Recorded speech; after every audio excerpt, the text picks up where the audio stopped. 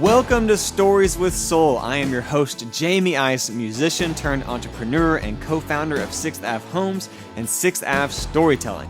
Over the past 10 years, I have launched multiple successful businesses and have become obsessed with all things entrepreneurship and marketing. I've been on a personal quest to unpack what it takes to make and grow a great brand. One thing that I've discovered is that stories are powerful and that storytelling has the power to set a brand apart.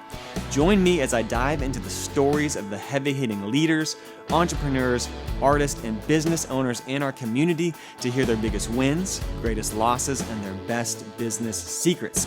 There's a story behind every great brand. Welcome to Stories with Soul. Stories with Soul is brought to you by my company, 6th Ave Storytelling. In 2020, we launched a marketing company on a mission to encourage entrepreneurship and make starting and growing a small business easier than ever before. Since then, we have helped hundreds of small businesses and entrepreneurs grow their brands by giving them the tools, resources, strategy, and support they need to craft and share their stories. If you are thinking about launching and growing your own brand, schedule a meetup with me today. I would love to talk to you. Head over to 6thAveStorytelling.com and let me show you how the storytelling approach can transform your marketing strategy. This episode of Stories with Soul is sponsored in part by Project 202, the leader in experience-driven software strategy, design, and development. Whether you're looking to build a new software solution, redesign your mobile app, or kick off a digital transformation initiative, Project 202's customized approach creates solutions that work for your customers. Customer experience drives engagement, and cultivating that experience requires a ton of attention and time. Project 202 is local and has 18 years of design leadership. This team is an expert in using customer-centric methods to build compelling, data-driven customer experiences. Wherever you're at in your business journey, the diverse team at Project 202 will guide you from idea to execution. Go to project202.com. That's projekt202.com and click Contact to begin winning the hearts of your customers and exceeding your business goals today. Welcome to Stories with Soul. I am your host, Jamie Ice. I am super excited about today's guest. One of the reasons I started this podcast was to have conversations with certain people that I've never gotten to sit down with. And you were on that list. I was like, how do I get a few moments with Tim Love? Tim Love is my guest today. And so you are part of the reason why literally I have this podcast. Well, that's very kind of you to say that. An excuse to wrangle you in and have a conversation with me. So I'm going to read your bio real quick because it's crazy and impressive. So Tim Love, with restaurants spanning the nation from Seattle to Knoxville, Love's roots remain in Texas, where he is chef and owner of many beloved Texas restaurants. He started and owns and founded and operates the Lonesome Dove Western Bistro, which has locations in Fort Worth, Austin, and Knoxville. The Woodshed Smokehouse, Queenie's Steakhouse, Gemelli. Did I say it exactly right? I said it right. Very good. Atico. Tried. Love Shack. I can do that one. Paloma Suerte. I said that one. Mm-hmm. Katarina's. The Storied White Elephant Saloon, which is like the oldest bar in... Oldest operating saloon in the state of Texas. That's pretty freaking cool. Hotel Otto. I said that one. Correct. Right. Which is a shipping container boutique hotel. And then his latest venture is Tannehill's Tavern, which is a new music venue coming into the Stockyards in Mule Alley. He also runs Tim Love's Catering. He is widely known as the de facto ambassador for Texas. Love is a national spokesperson for Hellmann's Mayonnaise, which is a pretty fun thing, and Thomas English Muffins and Bagels. His keen business acumen landed him a role as a host of CNBC's show Restaurant Startup, where he and his co-hosts vie against each other to invest their own money in restaurant concepts they believe will make millions. A committed philanthropist, Love is devoted to several charities, including Burger for Babies, which he founded in 2010, benefiting the NICU Helping Hands organization. Love's crowd-pleasing joviality. That's a great word, by the way. Is frequently seen in numerous public appearances, including the Food and Wine Classic in Aspen, South Beach Wine and Food Festival, Music City Food and Wine, Austin Food and Wine, the festival you co-founded in 2012, Austin City Limits Music Festival, where you are the official chef. Love has appeared on countless national television shows, literally like probably edging up on 100. lots of TV, including NBC's Today Show, Good Morning America, and he has recently been appointed as the official food and wine contributor for CNBC. That's wild, man.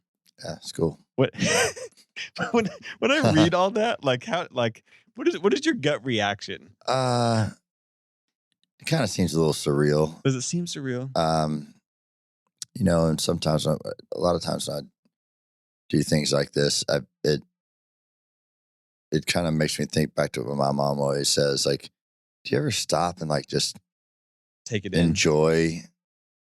And I would say I do, but really, it's my brain always works moving forward, which has its benefits. What the bio doesn't mention is the many failures that I've had in there, which are plenty. Mm-hmm. But I kind of treat the successes and the failures almost in the same, where it's a constant look forward and a learning process of what happened in the past. And so, don't get me wrong. Anybody who's in somewhat of the, public facing business, you get excited when you've had some great things happen and it makes you feel good. Yeah. I do. I get excited. I mean, it's a lot. Sometimes I panic when I think about all that, and sometimes I get really excited. These are all the things I'm responsible for. Yeah, that's exactly right. And it's a lot of people. And COVID was a reality for that. When COVID hit, I'm responsible for 500 people's lives. Is that how many people you employ? If you counted them all up? Yeah. Right now we're at about 560. By the time Tannehill's is fully open, it'll be 610-ish. That's wild. So it's a lot. And it's a great feeling that I employ that many people. Mm-hmm. And I have that many people that believe in what our But it's mission also weighty. Is. Yeah. And people managing 10 people is really hard. It's very weighty. And, but it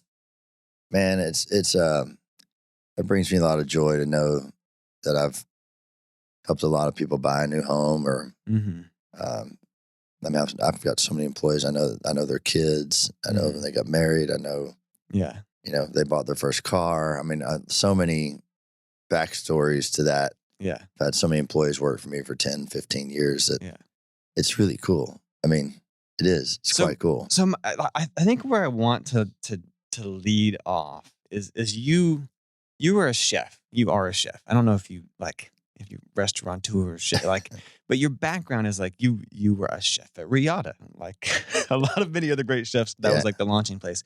But to go from I'm a chef at a restaurant, which there's nothing wrong with that. That's a very noble thing. Correct. Work freaking hard to do that. To I have this empire, so to speak. Like literally, how many concepts is this? I don't know how many concepts it is. It's like 18 restaurants. 18. Like to go from a chef to that seems like a really big jump. And so I think my first question is just was that always part of the plan, or did that just sort of happen? Much to everybody's chagrin, probably I really don't have a plan. Okay. My plans are very, very short snippets. I would say, I don't like today. I'm so busy that I try to focus on a day to day as we're opening up Tannehill's and as we discussed earlier, like the construction, where it is. So do I have long-term plans? Yes, but really it's more of more of a creative side of me and kind of combating with the business side. And I constantly think of new things I want to do, try, experience, offer. And so when the plan was, I didn't want to work for anybody else. And I got to figure out how I'm going to work for myself. Okay. That was the plan. That's not number a very one good plan. Employee. Yeah. Yeah. We do these things. We have every one of our people on our management team take this inherent traits test called Culture Index. I'm a huge Culture Index person. Yeah. What is your profile? This episode is sponsored in part by Pre-Kindle, the platform designed to empower event creators to develop the best experiences possible for their communities. Did you know that Pre-Kindle was actually founded in DFW and is still headquarters in Dallas? Well, now you do. We love local businesses, and Pre-Kindle is one of the best. With a best-in-class platform of features, no long-term contracts, low service fees, responsive mobile-friendly event pages, and friendly and attentive support, Pre-Kindle is my personal favorite ticketing and marketing platform for any event. Anytime I'm planning something with my band, Green River Ordnance, Pre-Kindle is our go-to platform to use. With an impressive roster of event creators, venues, and entertainment destinations across the nation, Pre-Kindle's hands down the best. In DFW alone, they've partnered with incredible spaces like the Granada Theater, Panther Island Pavilion, the Kessler, Will Rogers Coliseum, the Fort Worth Modern, Tulips, Grizzly Theater, and more. If you have been to an event or venue in DFW, I promise you have likely been using Pre-Kindle and you didn't even know it. Beyond ticketing, Pre-Kindle also helps automatically promote your event.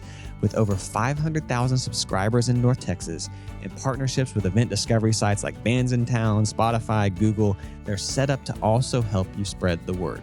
So go to prekindle.com, that's PREKINDLE.com, and click Get Started to begin using the platform. They are on a mission to bring your event to life.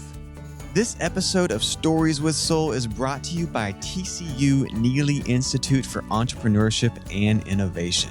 They're ranked as one of the top entrepreneurship programs in the country, and they live by the Neely promise to unleash human potential with leadership at the core and innovation in our spirit. The Institute has recently launched the Horned Frog Investment Network, which leverages the expertise and experience of entrepreneurs, business leaders, and investment professionals. They source, evaluate, and invest in the next generation of innovators. Crazy cool. And as an entrepreneur myself, I know the importance of finding great help. It can truly make or break your business. Luckily, as Fort Worth entrepreneurs, we have access to some of the top up-and-coming minds in the nation.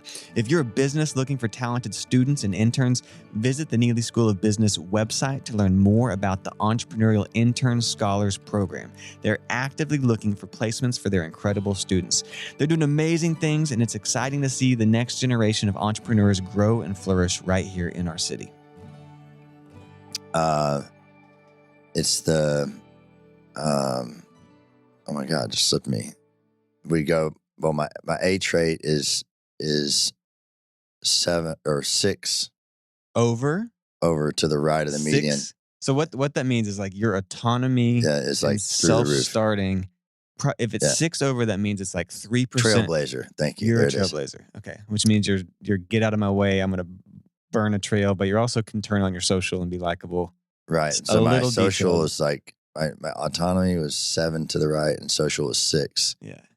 And but that means less, like 97% of the world looks at you and is like, that guy is strange because they don't have this drive. Like that's insanely rare to have. That also means you're unhireable. Yeah. That's bad. That's what the guy said. Basically, you're unemployable. Yeah. You think the solution to every problem is inserting yourself into you're like, I can solve any problem. That's right. I can do anything. That's funny. Yeah. That's how we do for all of our hiring. Yeah. I love it. We do too. And my C trait is way left. Which is patience, which means you're intense and you move fast. Yeah. Multitask. And you're like, go, go, go. And then I have a little detail hook. So my D trait's just below my C trait. Yeah. And if you're as driven as you are, you can be detailed. You're like, you probably don't care about rules, but you're like, I can get detailed. Yeah, I don't care about rules at all. Yeah. And I take a lot of risk. And you take, because you think you can do it. Yeah. So the first conclusion was, I can't, and I've told my wife was a manager at Del Frisco's at the time. Okay. And when I was at Riata, and I had run a couple of really great restaurants in Breckenridge before we decided to move to Fort Worth. Mm-hmm. And did y'all meet in the restaurant world? Okay. Yeah. And I kept telling her I wanted to open up my own place. And she's like, why would we do that? I'm making great money. You're making great money. We have a nice house. Like everything's fine. And then the tornado hit. And I was like, how about now? So you were at Riata when the tornado hit? I was the last guy out. Wow. Okay. Yeah. So your job got shut down for... Yeah, that was like, it was like a sign from God. That's And what was I told her. That's what I told my wife. I'm like, yeah, that's kind I of mean, if this ain't it, I don't know what is. Uh-huh. And she had a rough time arguing with it. So yeah, so that was the plan. You wanted to open a restaurant. I want to open a restaurant. And so No grand vision for an empire. I just want to have my own place and not work for anybody else. right, and I thought, and that I wanted to have 3 restaurants because I know 2 restaurants is not great. Why is that? The economies of scale don't work out. You got to hire so many people to run 2 restaurants, and it's the same amount of people that can run 3. And so, talking about an arching management team, like a bookkeeper and right? You know, once you go from 1 to 2, it's a lot more expensive. Yeah. So, but 2 to 3, it starts doing really well. And that was, I mean, that there's some like, did someone teach you that, or did you were you playing with spreadsheets, or like, how did you come to that conclusion? So I got a degree in finance, but I've always been one of my fastballs is definitely business and negotiations and deals and things like that. Struck a really good deal on my lease for Lonesome Dove, 22 years ago. You went to school for finance. Correct. And then somehow you wound up in... Well, I paid for my school by cooking. Okay. So, and I fell in love with it, and I grew up on a farm. I've raised every domesticated animal there was. I had a big 1-acre garden I had to take care of for my dad in Tennessee. And in Knoxville, is that? No, I was in Cookville. Oddly enough. Cookville. Okay. Seems like a fairy tale. So grew up on a farm, raising animals. Yeah. Growing. Didn't know anything about cooking. Didn't know anything about cooking. And took a job making salads. I actually applied to be, I've told the story a million times, but I applied to be a bartender, a server, or a host at this restaurant that my father and I had eaten at just outside of Knoxville called Kotze's Grill and Spirits. And it was a nice restaurant. Because I wanted to meet girls, right? I'd be a bartender or a server or something. Bartender's fun. Yeah, exactly. That's what I thought. I mean, I like drinks. Yeah. When I was 18. I like drinks. Yeah. But the guy offered me a job making salads, and I've worked ever since I was 11 years old. And did you like the hustle and bustle of being... When I started on the line, it was a Sunday brunch. The guy was supposed to train me didn't show up, of course, which is, it's a typical restaurant story. I mean, happens all the time now. And it was disastrous, frankly. I mean, I was terrible at it, but I'm an athlete. I played soccer all my life, and I love competition. I love it to the end. I would assume you're competitive. And I just dug in. It was like being in a sport, and that's what really attracted me to the business. And a year later, I was running that kitchen. Oh, really? Yeah. And what did you like about it? Did you like cooking and creating, or did you like the culture? I fell in love with the cooking once I started. It's funny. I kind of come from the reverse of what most people in my industry do. Most people go to a culinary school, and where I went, I went and I learned all the stuff about the food without any intention of cooking. By being on the farm. Right. And so I knew what a great tomato was. I knew what, a good carrot was. And I knew what great asparagus was. And I knew how to, butcher animals. And, we killed chickens and all that stuff. And I didn't do it for the restaurant industry or anything like that. I just did it for... It was just life. Yeah. And so you start taking those applications and apply it towards a business. And it just came at it from the reverse. And just I did everything I could to learn everything I could. I would stay late, come in early. I go work for other chefs for free. And once I fell in love with it, I was like, everything I got. And you were doing that while going to school. Correct. And why were you studying finance? Like, what was the goal with that? Because in my opinion, and I tell this to everybody I know and every kid I know, the one thing you're going to get in trouble with if you don't know what to do with money, if you ever get it. My dad was an anesthesiologist, and he was a badass. He was a terrible businessman. Okay. Yeah. Terrible. And I saw it right in front of me. I'm the youngest of 7 kids. So. Oh, that's a lot of kids. Yeah. And so I was always thinking about I know, and I still am always thinking about business. How does everything I do affect the business? And So was part of it like I saw some of my dad's mistakes and wanted to. yeah, I mean, you know, Sorry. I look around at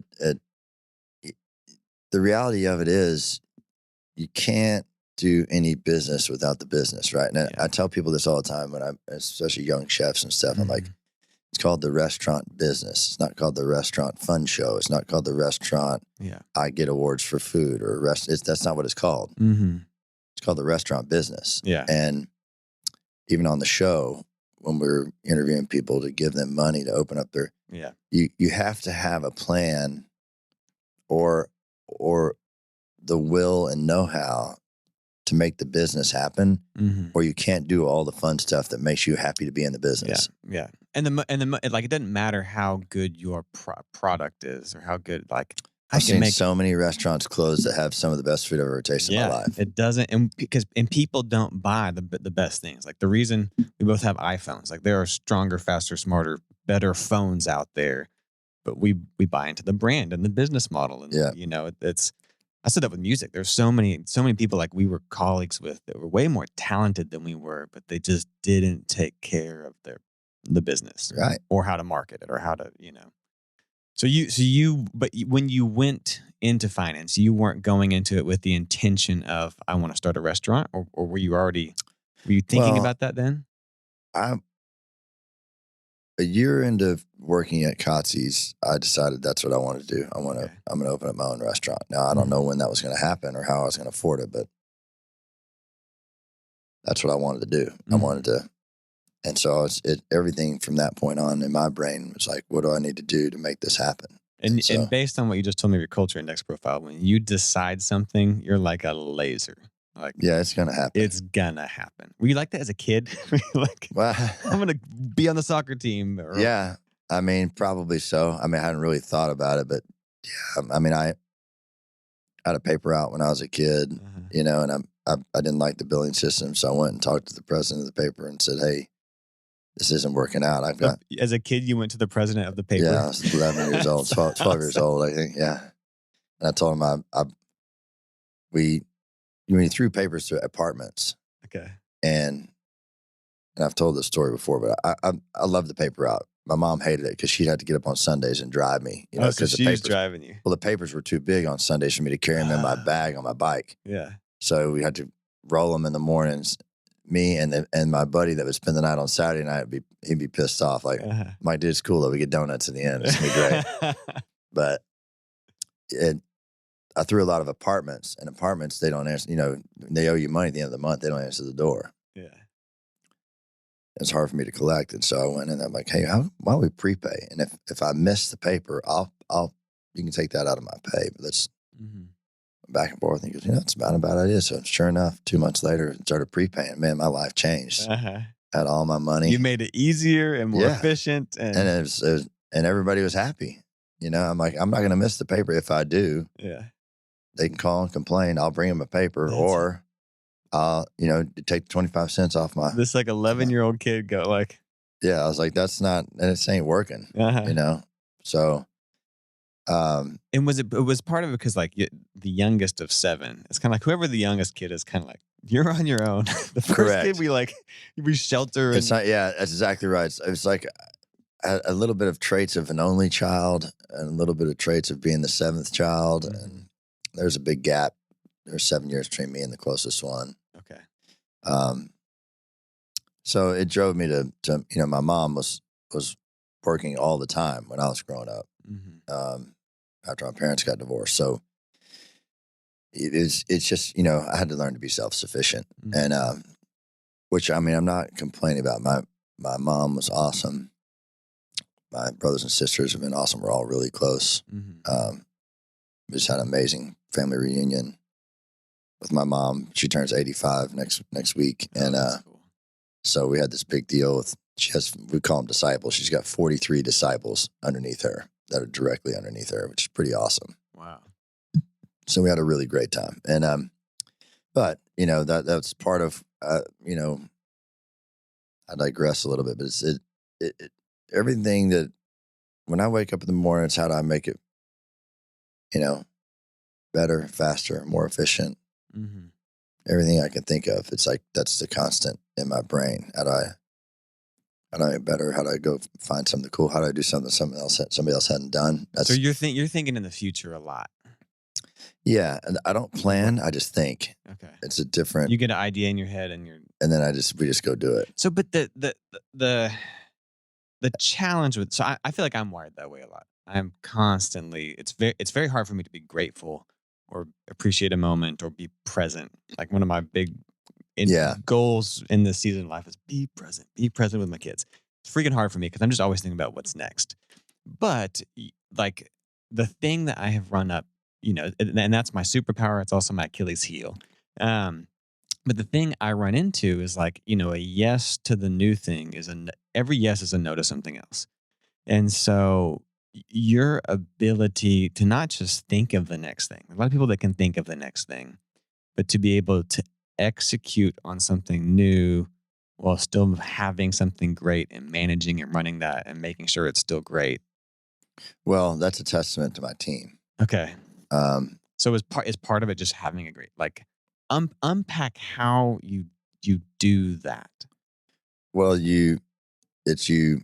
frankly, you have to bring on board people that believe in what you believe in and believe in the passion that you have and then want to be a part of it.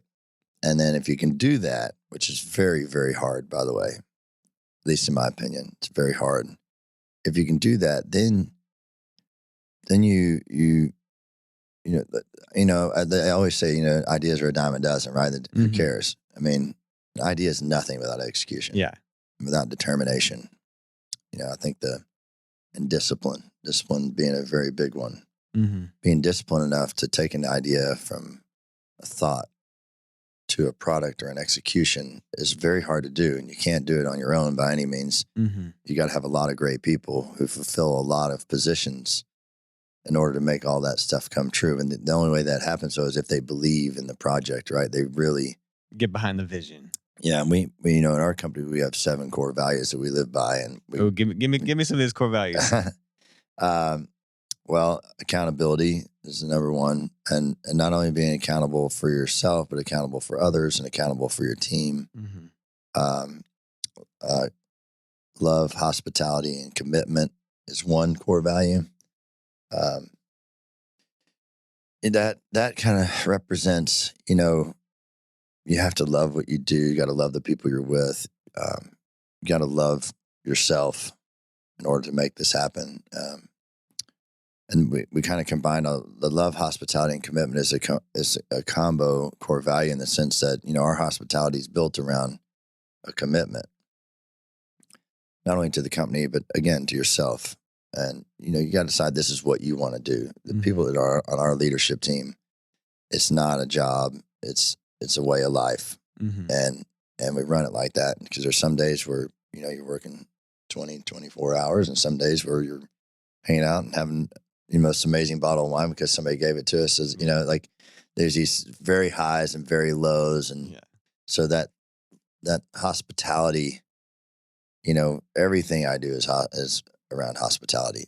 I can't help it. That's kind of the unifying thing. Yeah. It's all of it. It's funny. When I first started Lonesome Dove, even all my friends that I have now were people who were dining at Lonesome Dove.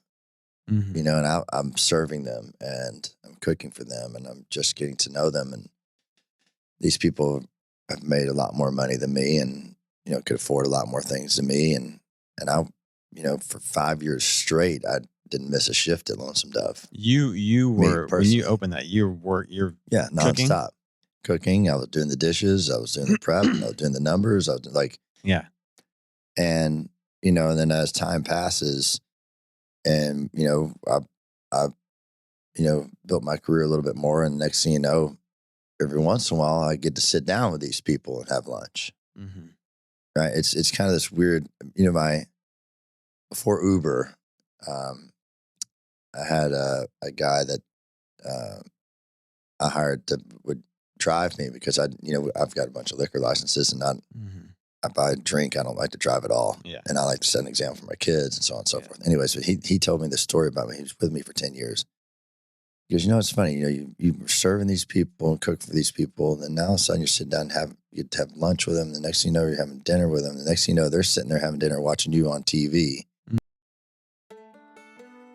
This episode is brought to you by my good friends at Visit Fort Worth. Visit Fort Worth is the official destination marketing organization of the 13th largest city, and I would say the greatest city in the United States, dedicated to promoting Fort Worth as a premier business and leisure destination with thriving centers of creativity, culture, and commerce. Visit Fort Worth is the parent organization of the Fort Worth Herd, the Fort Worth Film Commission, Fort Worth Sports Commission, Visita Fort Worth, and Music Initiative Here Fort Worth. They are doing a lot of amazing things. For more information on Visit Fort Worth, head over to visitfortworth.com and follow them on social at Visit Fort Worth.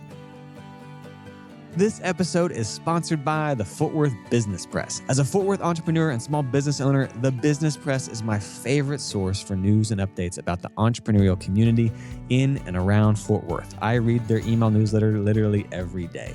It's always full of insights and stories that really matter. Are you ready to be more connected? Sign up for their free newsletter at fortworthbusinesspress.com. But if you're like me and the newsletter just isn't enough, you can become an insider. With the code STORYTELLING10, all one word, you'll get a discount on the insider membership. Insiders receive exclusive access to special content, 24 issues of the Business Press delivered to your door each year, and discounts on event registrations and more. Join me and the Fort Worth Business Press in staying up to date on the people, companies, and issues that matter most to Fort Worth. Are you a small business owner or an entrepreneur? Do you do marketing for a small business? If so, I have something that I want to give you, and it's totally for free. We've put together a free resource at 6appstorytelling.com/download, and it's the secrets, it's the tips, it's the tricks, it's the tools of the trade. It's literally everything we do at 6app Storytelling to help small businesses grow. Go download it today at 6appstorytelling.com/download. He goes, it's a weird dichotomy. And then I'm like, well, not really. I mean, they're still the same people that I want to serve. Mm-hmm. And I'll continue to serve them. And I enjoy serving them, right? Because that's my spot. Yeah. That's what I do. So that's hospitality for us. And then knowledge is another big one. We harp on knowledge all the time. Informing yourself of things is the greatest piece of the puzzle that makes you be great, Learning. Learn all the time. Ask questions. Do your research. If we're doing some new gig that I've created, go do the research on it before you sit down and have the meeting. Mm-hmm. So you have questions and you can ask what we're doing, how we're doing it. Like the hotel, for instance, when we did the container hotel, like we built a micro resort that didn't exist. There's no playbook for that. There's right. no. So it's been, it was a rough run. Like it's a rough run for the city because they didn't know what to do with it. Like we don't have, this is not in the book. Yeah. So have that knowledge, so that when we're having to face adversity, that you have everything in your pocket, know what's going on. And I think there's two components of that. Is one, it takes some humility. It's like I haven't arrived. Yeah, that's one of our. Yeah. That's another one. But to seek knowledge, you have to be humble enough to say, I don't know and I want to know. And then two, like you mentioned earlier, every day I think about how do I get stronger, faster. I don't remember what exactly you said, but there's also like, I have this hunger for more out of life. And so I know I'm not where I want to be. I'm going to go seek it. Yeah. And our last core value is called magnetism. Okay. Unpack that for me. Be somebody that other people want to be around. So be magnetic. Okay. Magnetism is a tough one. It's inherent in some people, I feel like. And everybody knows this. There's those people that you meet and you want them to be at your parties, you want them to be at your lunches, you want them to hang around. They're just fun. They make everybody happy. Yeah. And they're just, I wouldn't call them cool, right? Like that's not a good definition of it. Energy. They bring energy. Yeah. You just, when they're around, it's going to be fun. Yeah. That's like, what was that Friends episode? I forget the name of the guy that was coming into town. They're like, oh my God, we got to get our passports. We got to get such and such is coming to town. We don't know what's going to happen. Yeah. It's that, be magnetic. And, and that's a great, that's a great value to have, you know. And is that value for you aspirational? And what I mean by that is like, I think you are magnetic in the sense that you have this vision and like this like Tim's gonna think of something crazy and he's pushing and driving, but you are not like a cheery, bubbly, hey guy, like. well, you've never been around me in that kind of sense. Well, So like your personality is, and I'm making assumptions here. Yeah. Is that you are, when I think of you, I think of like this, get out of his way, he's blazing a trail, visionary. I think a lot of people think like that about me. Okay, but but like my question is do you feel like this magnetism is also something I need to? Do you feel like you embody it, or is this something I try to also do intentionally? Yeah, I think that there's probably a little bit of Dr. Jekyll and Hyde situation there in the sense of if you ask like my close friends that I don't work with, yeah, they would say the opposite of what you're saying. But if you ask everybody that's in my working circle, they would say what you're saying, like watch out, here he comes, like holy shit. Tim's an asshole. Get out of the way. And he's a man. He's insanely driven. Yeah, and I think that kind of projects that kind of thought. So I do try to, soften that a little bit. But it gets a little bit hard in the sense that there's so much. But my old assistant, who now works for the development in Stockyards Heritage. Oh, cool. She worked for me for 3 years, and like those are the people that if somebody wants to know who I am, I'd encourage them to interview my assistants, right? Because if there's anybody that works harder than them, I don't know who it is. Yeah. And if there's anybody that puts up with more crap from me, I don't know who it is. And so they'll tell you kind of like what it's there's just so much that I don't soften things, and I need to learn to do that because I'm a very to the point. This is what we're doing. Yeah. And I sometimes I need to add back in some of my texting and I got to bullshit a little bit more, which I'm good at in great situations, but like during the work days, it's more, I just it's very black and white for me. Yeah. And especially when I'm like in the middle of a project like I am right now, it's like there's just so many things and so many answers, and it's not. I hate when people go, well, we'll talk about it tomorrow. We're not going to talk about it tomorrow. We're going to do it right now. What's the answer? We're going to get it done. Yeah. So these core values, like how long have these sort of been your core values? So I instituted this about 2 years before COVID. So that makes it about 5 years ago. But these are probably principles that you lived by. 100%. Engagement is another one. Engagement. What is engagement? So we encourage everybody to participate. And that means not only in the meetings that we have, but more like, we're a fairly big company now. So like today, for instance, we have our fall party at Gemelli. And so I would expect that some of the managers or some of the employees from the other restaurants would go over and hang out, like be engaged in what we're doing in the company and understand what we're doing, be a part of it, show up for things so that people will show up for things for you. And same with me, like if our office has a happy hour, I mean, even if I'm busy, I'm going to go by and have a drink, say hello to everybody, and buy a round of shots or something like that. Just be engaged. Just know what others are doing so you can participate or help or be around to help. And that's been the hardest thing for me in this company is that, when I started, it was me. Yeah. And as it grows, washing dishes and bartending and cooking. It was a beat down. Yeah.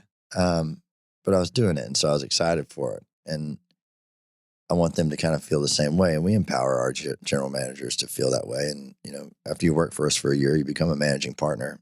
If you're the GM of the restaurant. What does that mean to be a managing partner? Like you have equity? Yeah, profit sharing. Really? Yeah. In all of your restaurants? If you're the general manager, this is the general manager. Yeah. And so that the assistant GM, that's what they aspire to get to, right? After a year, you become a managing partner. And then a year later, you get a little bit more. And a year later, you get a bit more. So you're incentivized to stay. Correct. Well, not only stay, but be engaged. And you act like an owner and think correct. like an owner. Yeah. That's really cool. I did not know that. Yeah, we want you to, you know, if you are successful, you deserve to be a part of the success. But if you're unsuccessful, you deserve to be part of the unsuccess, right? That's what life is. Yeah. And I don't think we teach enough about that, frankly. You can't just have all upside. That's true. If you want the upside, you got to understand what the downside is. And that means if you're lazy and you don't take care of your inventory and so on and so forth, you're going to lose some money. Yeah. And Lord knows I do it. Lost money tons of times. You've had to write checks. I've written a lot of checks, man. A lot of checks. But but in terms of like these, I think these values kind of show like this is the culture I've created. This is what my team adheres to. This is who we are. What were some of the, like, to free you up? Like, what were some of like the key hires or key? Oh man, tons. Or like key positions. Like, do you have like this is my wing, my second in command. This is like my. Oh yeah. I mean, we're, as much as I hate to say this, but also I'm very proud to say unfortunately we're a big corporation now. Yeah. But we're unique. So my right-hand guy's name is Terry Ward. He's our chief operating officer. Okay.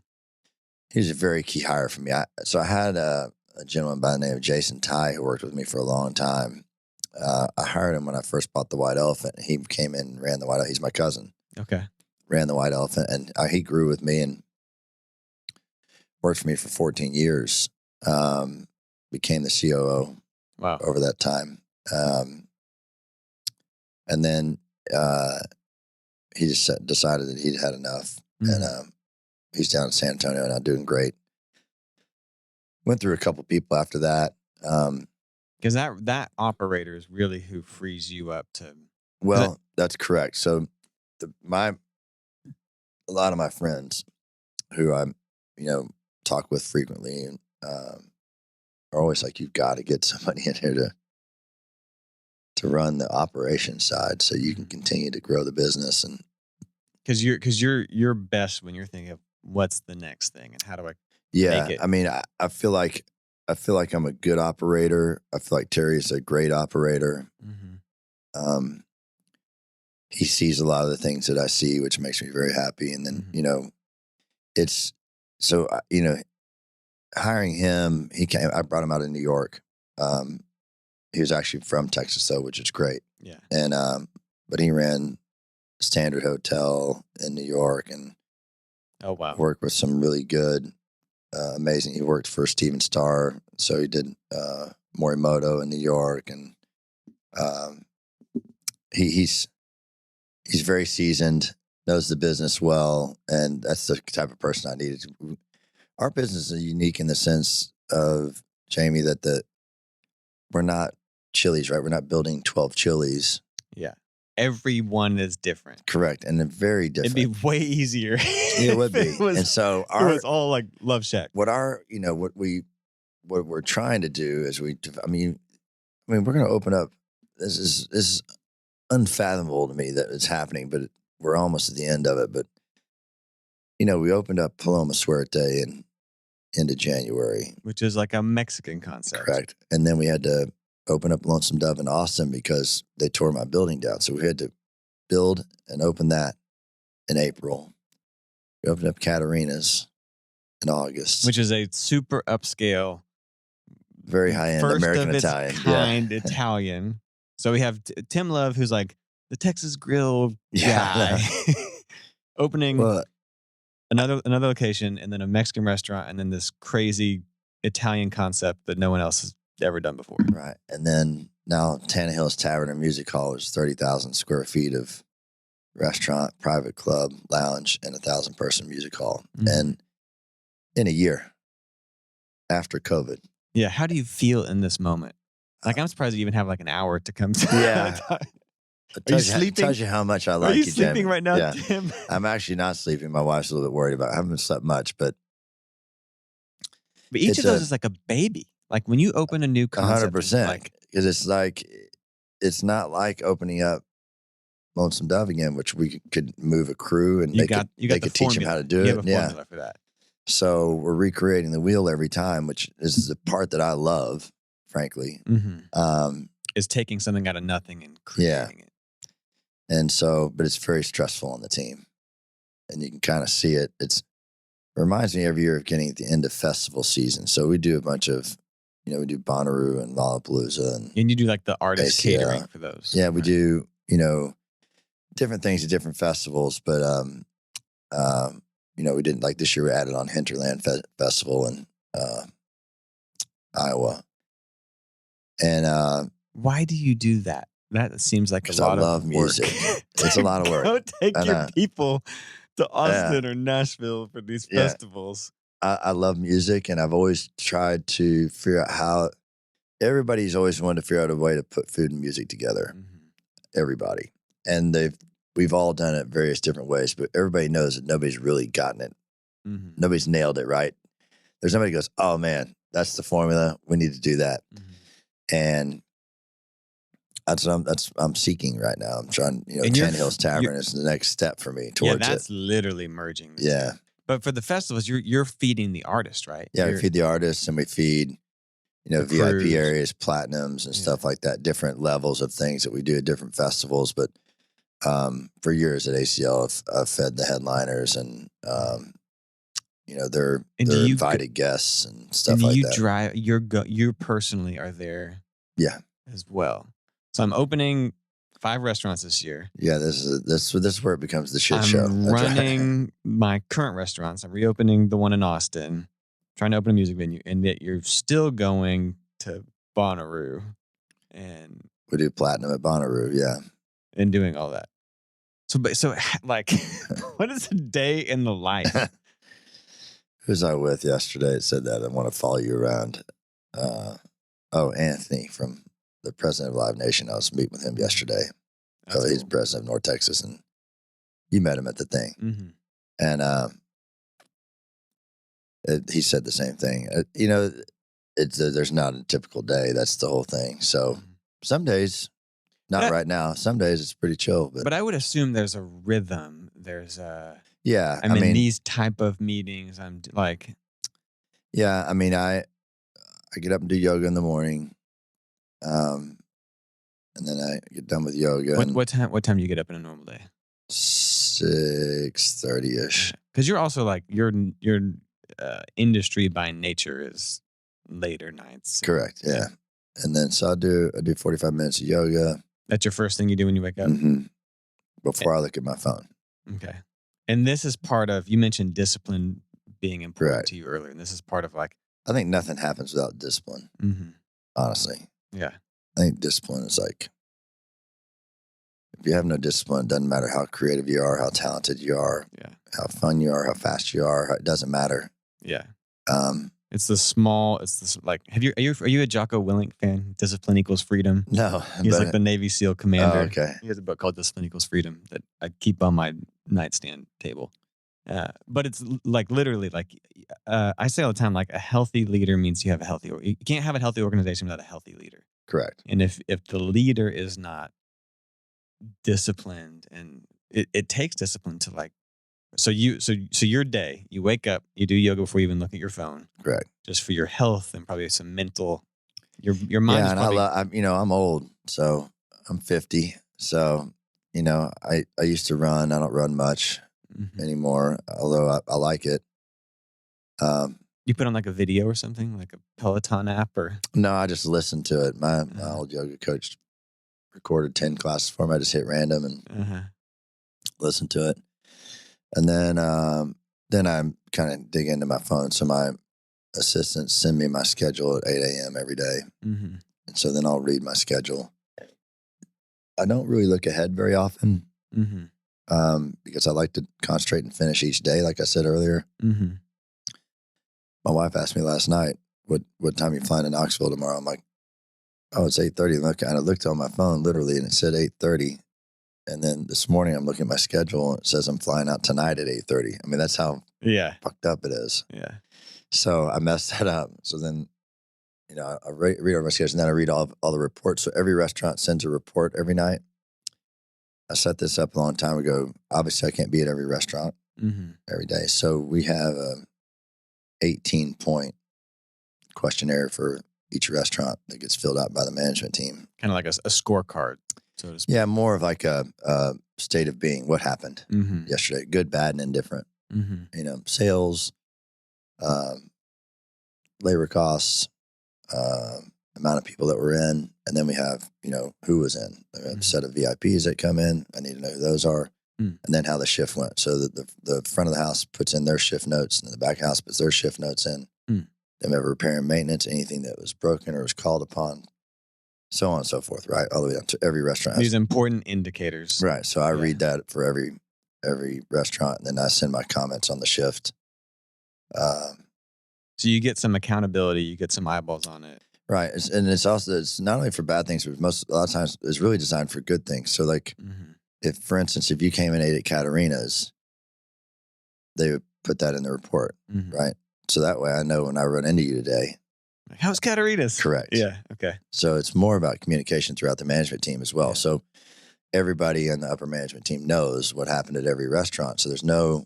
So that's your pulse check. So every morning you're looking at the reports that came in the night before. Correct. And that has allowed you, the fact that team knows to fill out these questions and send it in the night before, like you're maximizing your day by having an efficient time to. Correct. And I'm not calling for a meeting for anybody on needing that. I just need to know what happened.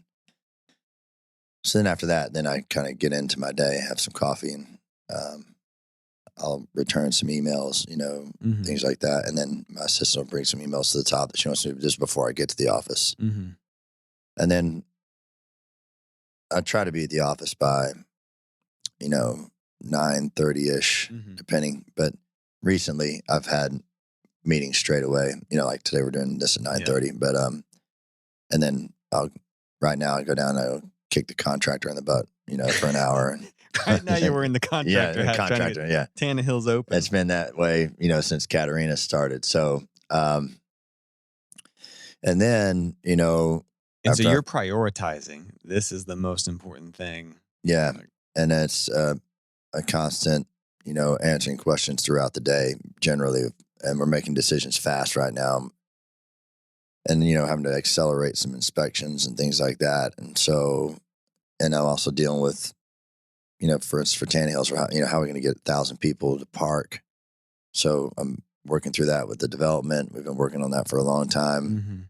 All these ancillary things that are happening, all at the same time. And then they consume brain space and consume energy. 100%. Like, and then, like tomorrow or tonight, I'm flying to Knoxville tonight. You're flying to Knoxville tonight. Yeah. And then I do a cooking demo for Pilot Flying J tomorrow at 2. Okay. Then I'll run the shift at Knoxville Lonesome Dove. Oh, you will? On the line. Okay. Yeah. And then I'll fly back in the morning unless I can convince my lady to fly up to Knoxville and Mason State for the Tennessee-Florida game. And then we'll fly back. Okay. And, but then it's right back at Tannehill's, right back in the thick of it. Yeah. But I'll work all the way till about 5, and then I'll go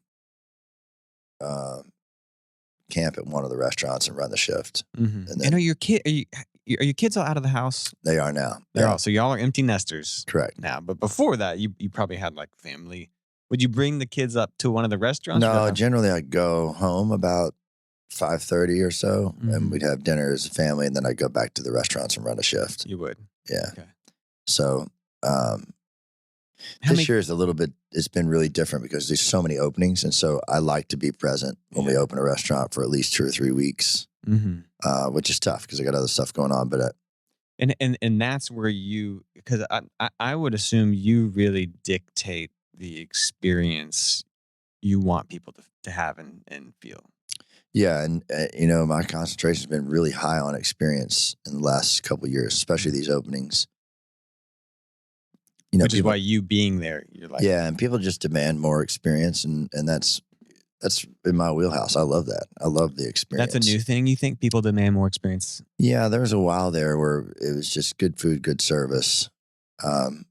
I don't think that's enough anymore. And I think after COVID, people want more engagement. They really do. They want a reason why they're there. They want more than just the food and service. Don't get me wrong, the service is part of the experience and food is part of the experience. But, it's also, there's also parts that have jumped the shark, right? There's so many restaurants now that's all built around taking a picture, and the food's not good. Yeah. Everybody always asks me, like, what's the key to success to a great restaurant? Is it the food or the service or the location? I'm like, well, in the hospitality business, it's everything. Mm-hmm. It's everything, every day, every minute, every second. It's the constant notice that there's something on the floor that needs to be picked up, Mm-hmm. or noticing that one of the guests seems to be looking around a little bit because they need some more water, or you have to love and want, you got to have the passion for it. You got to have the commitment to it. You've got to be engaged with what's happening, because you can't, those are they're non-teachable factors. They're things that you have to want to do. Mm-hmm. And that's what we say. That's why we list the core value. Like when we give an offer letter to somebody, like, these are the core values. If you don't believe in these, that's perfectly fine. You just can't work here. Yeah.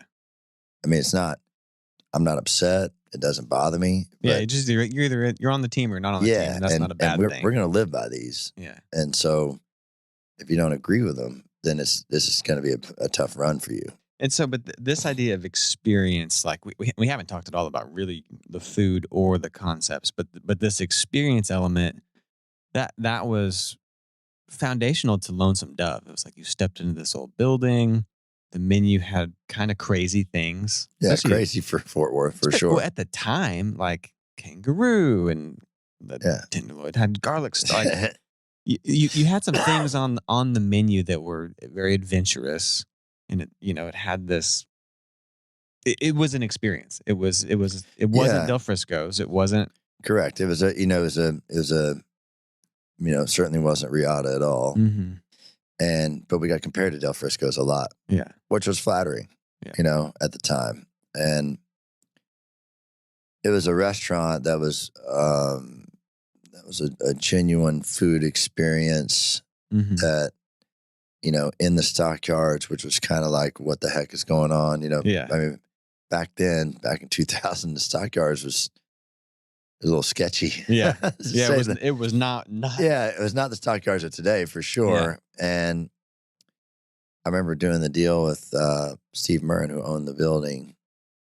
And he kind of looked at me like, okay, you little kid, whatever, Yeah. And I struck, my rent was $1,100 a month. Oh my gosh. Did you lock that in? I tried to. It only lasted 6 months. And he came back and, it was a handshake deal. Because he thought I was going to close, Okay. And he's a handshake. I love Steve. I do too. Yeah. I really do. And talk about magnetism. That's exactly right. Uh-huh. And you want to. So then, that's kind of, you look at if you look at Lonesome Dove in a little snapshot, that's really kind of my vibe. I like to go places where nobody else goes. Mm-hmm. I like to do things that people say I can't do. Mm-hmm. And I like to make it as best I can. Yeah. Right? And prove it out. Like nothing out. There's no other restaurants around you that are like, there's Joe T's, which is way up the street. Yeah. But nothing is doing, there's still kind of the tourist stuff that was happening. Yeah. But you sort of you blazed the trail in many ways for the stockyards. Well, when I met Bud Kennedy for the first time, was at Milano's Pizza. Mm-hmm. On 7th, and this is when I was living on Bunting Street, and we had a cool little bungalow house there. They tore it down. I'm so upset that the house got torn down. But, I introduced him. I knew who he was, and again, this goes back to like knowledge, right? So I always encourage young people that want to get in the restaurant business or want to own a restaurant or be a chef, or know your surroundings all the time. Know who's who. That was something I always did. I knew who Bud Kennedy was, even though I was just the guy that was running Riata, And Bud, if you don't know, has been the food writer critic. For the Star like a food beat writer for forever. Lord knows how long. Yeah, since chicken fried steak was invented, I think. Yeah. And I introduced myself to him. He's like, "What do you do?" I'm a chef, and this is right after the tornado. And he says, "What do you do?" I said, "Well, I'm opening up a restaurant in the stockyards." And he kind of looked at me funny. He's like, "What do you mean?" I'm like, "Yeah, fine dining restaurant in the stockyards." He said, "Somebody already did that and it didn't work." And I said, "Yeah, I'm aware of that, but it's really not the restaurant that I'm opening up. It was called like Panther City something." Mm-hmm. And he goes, "All right, well, good luck to you." And so, of course, immediately I'm like, well, now I'm definitely gonna win. You know, like that. Competitiveness kicks in. Yeah, that's a very Bud thing to say. Like, you know, he's very dry, and he and I kind of were adversaries for a while. I wouldn't call it adversaries, but you know, I'd say he's very like, he's critical. He can be critical. And you know, I feel like just not in the last couple of years where he actually, you know. He's someone you got to win over. Like, it's you know, not that I've won him over by any means, but you know, at least he's not like beating me up anymore, which is good. Yeah, but, I remember when we first opened Brute, he just crushed us. He like killed it's just, and we've become friends since then, and he's been very favorable things. But anyway, you know, he's honest, and he's like, you gotta, which I appreciate that. See, that it's kind of a little bit of like me, like I'd rather you just tell me what you think. I mean, I don't need the Southern niceties, you know. But yeah, that was you know 22 years ago. Well, I mean almost. 20. So, but you created this, and then it worked. People came in. Yeah, you know, we did it. We you know, we're smart. We only did dinner 3 nights a week, which nobody remembers. And you dumped your life savings into this, like you. Oh yeah, I didn't have any money. I read somewhere that you were like selling beer at a street party to pay for your plumbing. 3 days before we opened. 3 days before we opened was the Wolf Dance. Oh, I remember Wolf Dance. You remember that? Yeah. And it was on Main Street. And they closed down Main Street, and the main stage was at Main and Exchange, and then there was an alternative stage up at 24th. So Lonesome Dove was right in the center. And all of a sudden I discovered, like, oh wait, I can sell beer at this thing. So we get a bunch of, you know, the distributor comes by, and we get 50 cases, and I have my 2 sisters out there in bikini tops and my wife selling beer. Yeah, and I'm in the back popping them.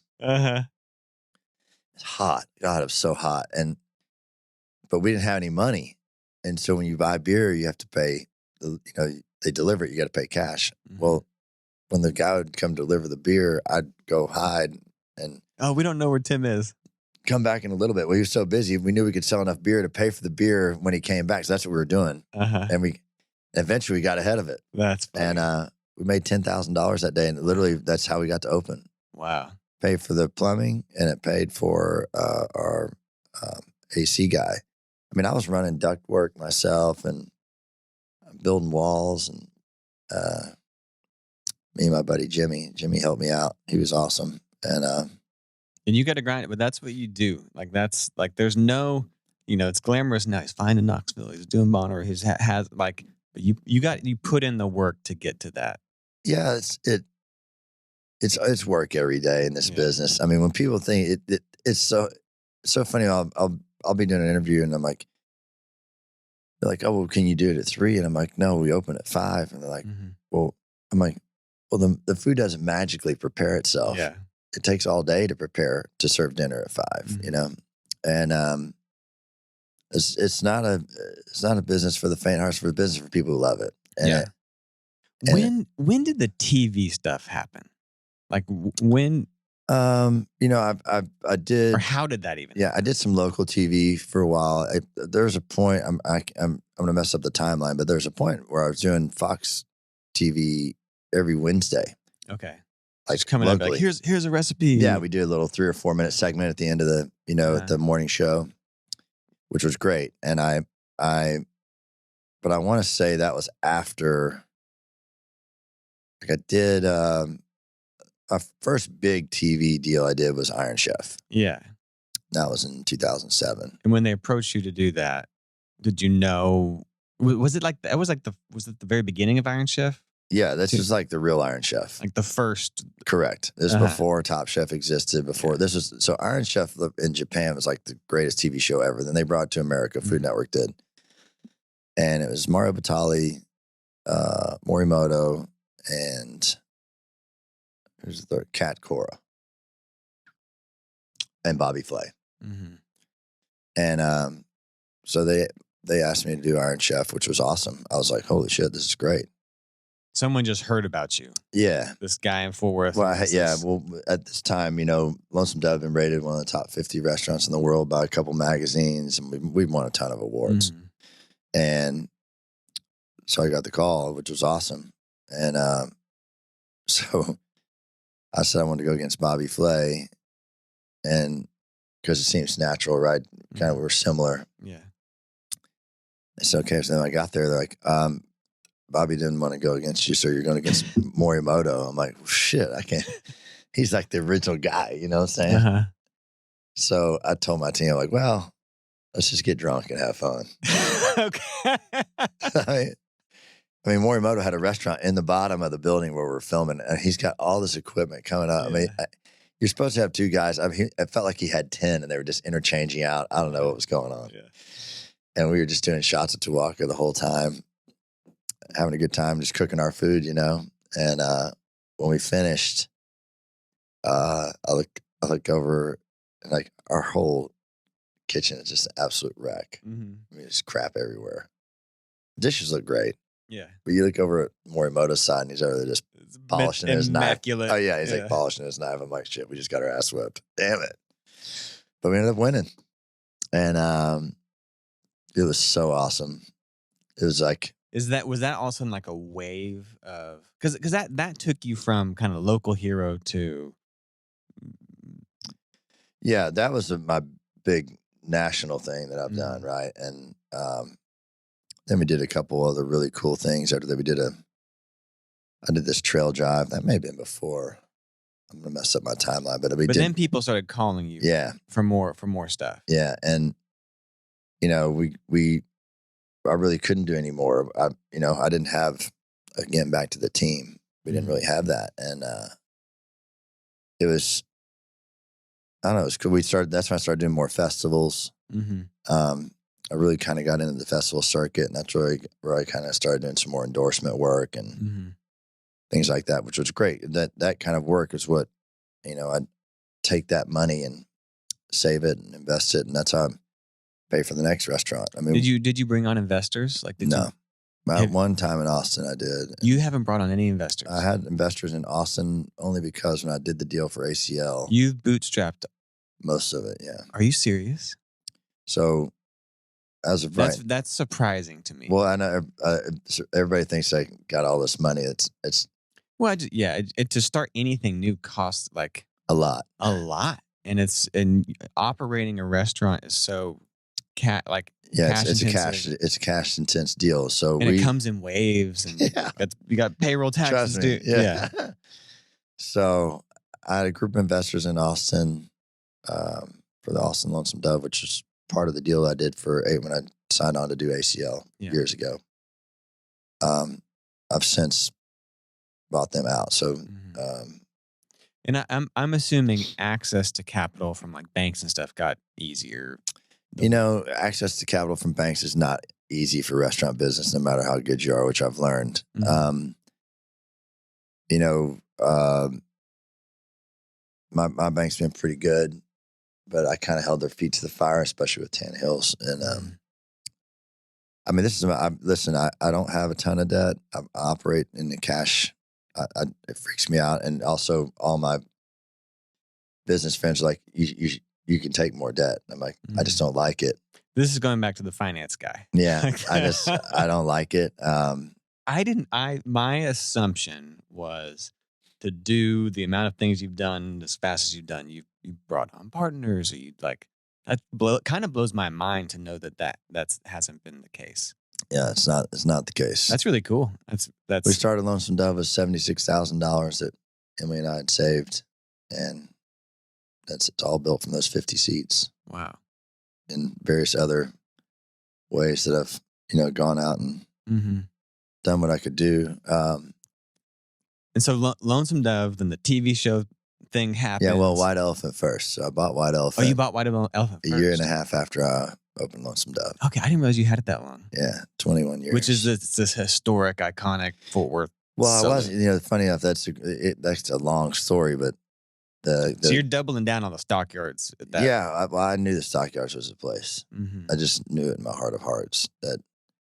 And you're from Denton, right? Correct. Okay, you're from Denton, but you've been in Fort Worth for a long time.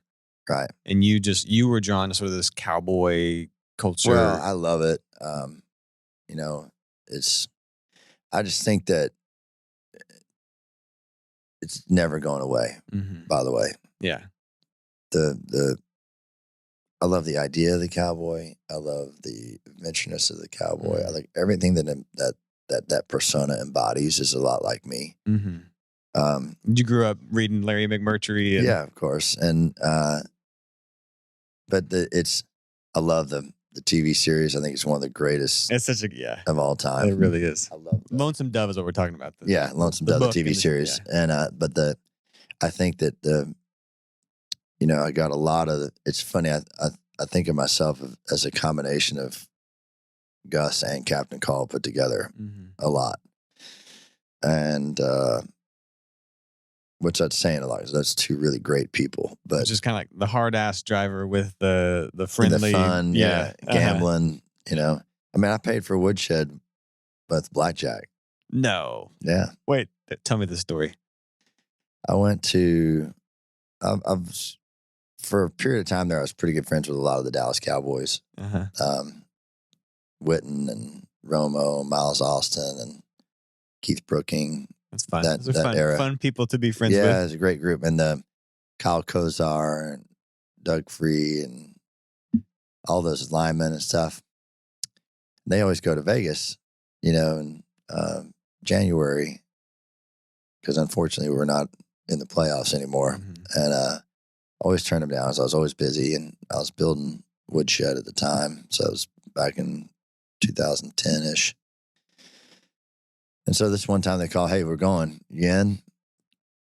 And they're probably high rolling.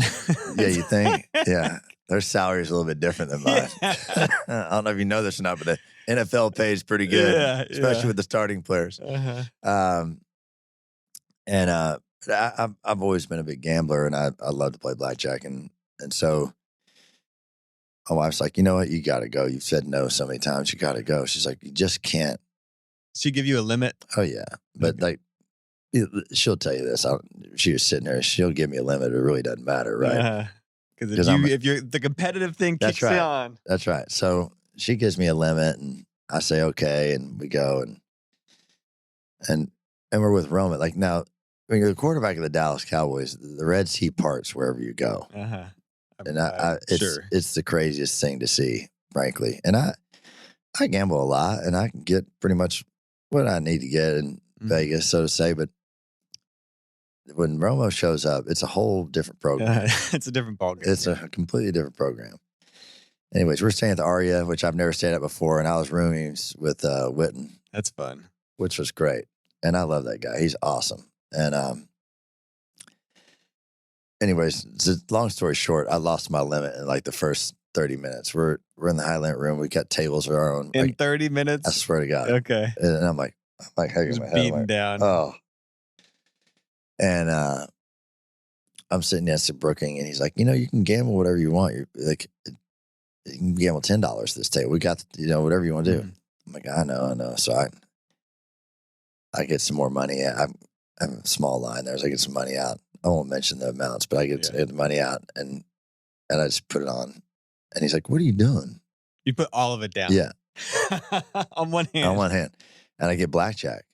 Oh, nice. And then, after that, I couldn't lose. You got a hot streak. I could not lose. Really? And I won a huge amount of money. And can you say how much you won from that trip? Yeah, well, I won that night. I won 140. Oh my gosh! Off that one blackjack, right? You just probably felt like $1 million. Correct. And then stories get better and better. And the next day, though, I couldn't lose again. And so I came back, and I paid the contractor going gambling. Are you serious? Was your wife? She thought it was unbelievable. Yeah. That is amazing. I called her and I said, back to, I told you I used to have a driver because before so Uber. So Woodshed is just like guaranteed to succeed. It's like, it's God at that willed vibe. It. Yeah. The funny part I was like, excuse me, I don't know what I'm going to do. It's coming down the line. I got to figure something out. Yeah. So. That is so funny. That's amazing. And so that, where there's a will, there's a way. And I tell that to the team all the time. I'd rather figure it out than have 10 people telling me how to figure it out. Yeah. And there's something too, like not to get too juju, but just believing in it and the energy. Yeah. You know what? By the way, you could also lose, right? Yeah, And you can. Yeah. I got to say that, but it's, it, when you come from where I was from, we were broke. Mm-hmm. I've been at the bottom. It's really not that bad. Yeah. And You've survived. And when you don't have that fear mm-hmm. of, because we all have that fear of whatever it is inside of us. Yeah. Everybody's got their own fears, right? Yeah. But if there's no fear, I mean, I love to make money. I really do. Mm-hmm. But that's not my ultimate goal. You. Yeah, it's not the motivator. It's just the measurer. It's not the motivator for me. Mm-hmm. And I like to create cool shit. Mm-hmm. I like to give people really cool jobs. I like to teach people things. I like to learn things from people. That's my motivator. Like, how do I create something right? Forces me to learn something new. Mm-hmm. And hence the Mexican concept, Italian concept. Correct. And music venue. No, most people remember we used to do these pop-ups at my office. We have a restaurant for 4 days, and I always do a different country or a different cuisine. And we just opened for 4 days and had 26 seats. We'd do about 85 covers a night. Wow. And it would be me and my 2 culinary directors cooking. Just kind of for fun. Yeah. To challenge yourself. And so we had... Sign me up for one of those. Yeah. So we had this Spanish restaurant called Oficina. They were all named The Office in whatever language. Okay. Which was the predecessor to Atico. Okay. Oh, the concept kind of came from the pop-up. Yeah, all of them comes from the pop-up. Okay. Then we had Ufficio, which is the office in Italian, which is a predecessor to Gemelli and Caterina's. And then Officina, and I mean, Ufficio is the Greek concept, Officina, Spanish. And it's like, and we have in my office, we have all 4 menus on the wall. Like, this is like my test run in my head. Mm-hmm. And then we get people's feedback, right? What did the public think? And, and then now, this was all years before COVID. And then now I'm rolling them out. And it's like, back to your point, do we plan things? No. But do I do things thinking about other things? Absolutely. You're testing the water. Everything I do is always about something else. I mean, it's a constant, I'm doing this because I want to see how this reacts. I want to do this and see how this reacts, but it doesn't feel like that. It feels like I'm doing it just to do that. Mm-hmm. And that's what you want, right? Mm-hmm. And our and like each place feels very intentional. Correct. And it is. And purposeful. And so when you get into the concept now, like if you go to Caterina's, I mean, it's a transportation. We were talking about that. Like, so one, this is a restaurant that only has 40 seats, which is tiny. It's hard. I was like, how do you make money? Only 40 seats.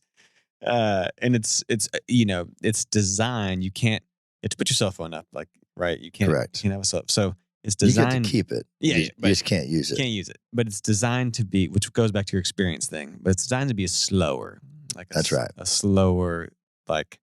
I had dinner there last night, like sat down, had dinner with a friend of mine from Live Nation, and there was a couple next to us who did not recognize me, which was great. Uh-huh. So I got to listen to what they were saying. What they were saying.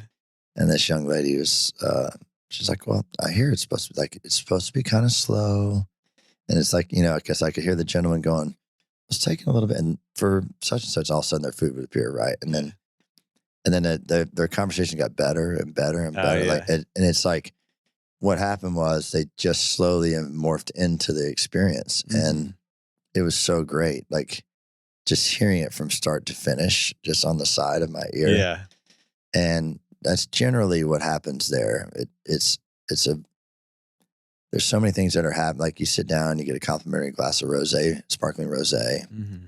And then the cocktail menu comes and you order a cocktail. And if you follow not rules, if you follow the suggestion of what the server says, you're going to have the most amazing experience. Yeah. You can get off track, which is perfectly fine.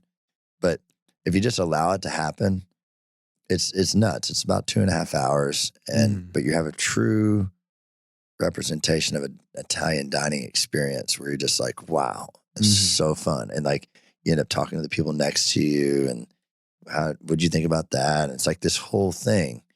And these restaurants that go buca, like, which means below Mm-hmm. in Italian. There are these restaurants underneath the Duomo and underneath the city where people dined, and it was tight. And then at the end of the night, they kind of push the tables back, and some guy would play the organ, and everybody dance, and like a big night, kind of. You know that movie, A Big Night? Mm-mm. You're just, oh man, you got to watch that. It's spectacular. But this whole like letting yourself go into the dining experience, because that's what they do in Italy, right? They make time to dine. Yeah.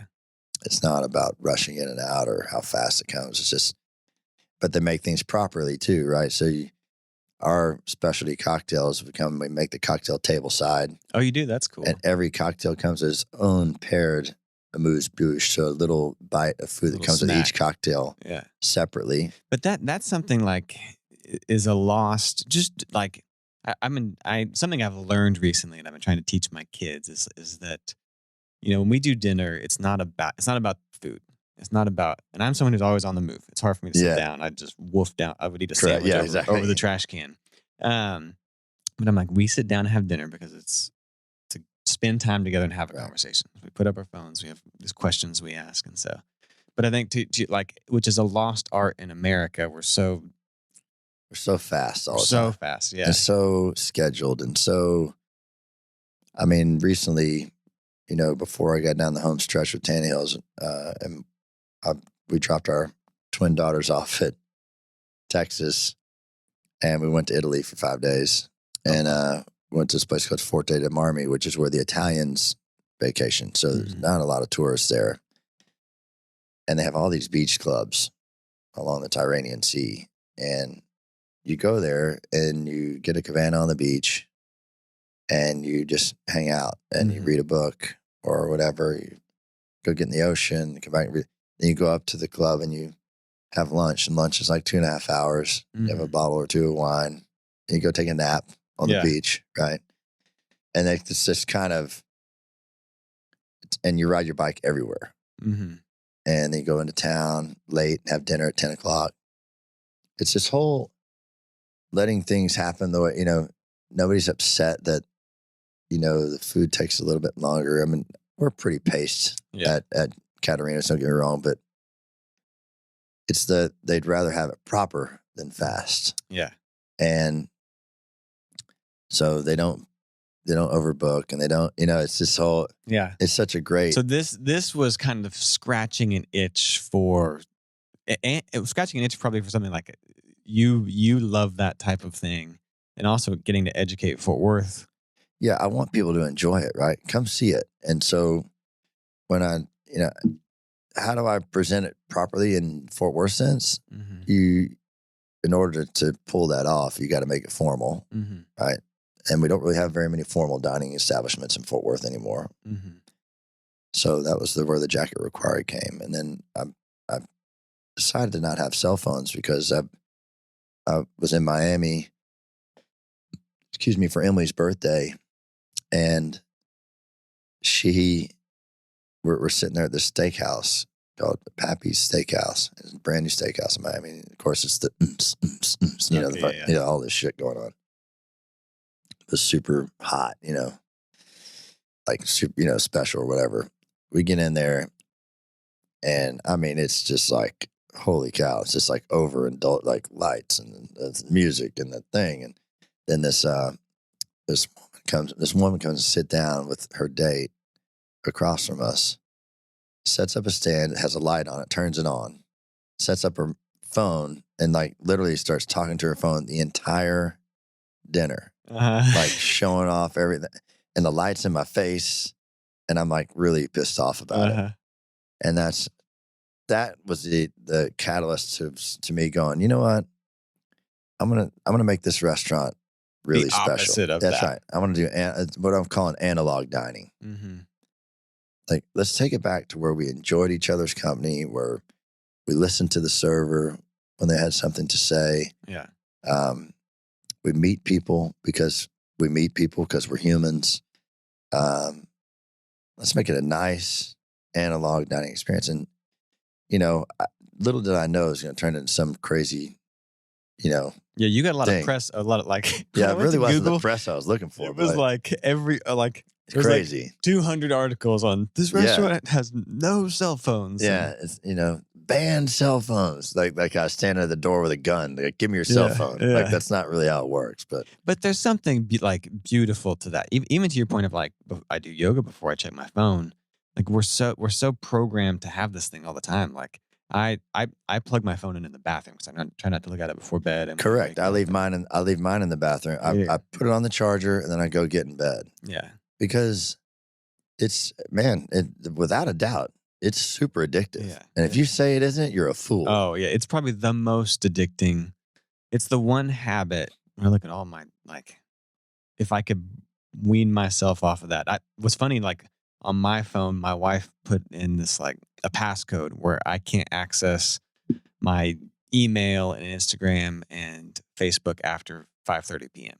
and it comes back on at 9 because I'm checking work all the time and it just forces me to unplug a little bit. I still like go get my laptop and we'll do emails up to put the kids down, but there's something to like intentionally unplugging it, and I love that you facilitated that.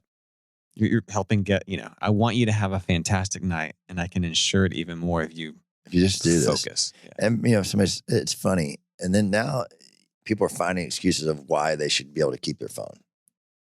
Babysitters or no, the babysitter's easy. Like you leave the phone for the restaurant. Yeah. Like you used to do, you need an emergency, you call the restaurant. Okay. And we have phone jacks all around the restaurant. We bring the phone to the table. You can take the call without a problem. Yeah. Like old school. But I love our society today loves to be against whatever it is you're doing, right? Because it's easy to be against. Yeah. And so somebody said, well, what if, my grandmother has a hearing deficiency. She uses her phone to talk to everybody. I'm like, okay, well then she can use her phone. Yeah. I'm like, it's not. Yeah. But if she wants to come to Katerina's, she needs to use her phone. You're going to let her do her thing. 100%. If somebody said, well, what if I'm a doctor and I'm on call? I'm like, Katerina's isn't the restaurant for you because it's a restaurant where you're going to indulge. Luckily, I have restaurant one block over. Yeah, we got 6 more around that you can go grab a quick bite. Yeah. But like Katerina's is not the grab a quick bite spot. It's a spot where you're going to probably enjoy some cocktails and some wine. So if you're a doctor and on call, you're not having cocktails and wine. You're in the wrong spot. So that concept of everyone wants to be against something, as you have like grown more and more in notoriety and celebrity and the empire has grown, you become a bit like people like to throw rocks at shiny things. Yeah. How do you handle that? Like, are you someone like if someone pans your restaurant or when you had to close that down, something like, do you feel like you're a target?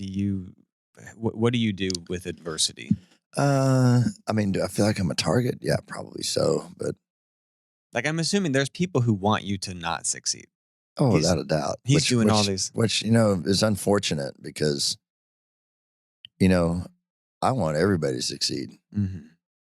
I want everybody in the stockyards especially to succeed. Yeah.